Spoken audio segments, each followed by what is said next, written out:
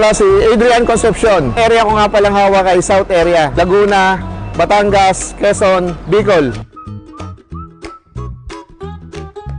Ang naging mabenta sa akin ay yung cattle lines. Kasi una nga, nagkaroon tayo ng problema sa pag-aalaga ng baboy. Yung ASF, hindi pa masyadong nakaka-recover yung mga farmer, yung mga nag-aalaga, mga semi-farm.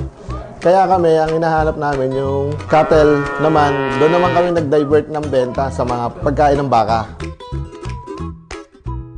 Pag nag-inquire yung mga new na, unang-una, ibibigay muna namin yung price list natin sa area. Sabihin din namin sa nag-inquire na, ma'am, ito yung price list namin. Tingnan nyo rin po at pag-aralan din po natin kung ano po yung magiging kita ninyo doon sa offer namin. After nilang masubukan at na-satisfy naman sila doon sa performance at doon sa kita, nakita rin nila na mayroon silang kinikita doon sa pagbebenta ng Hoover Feeds.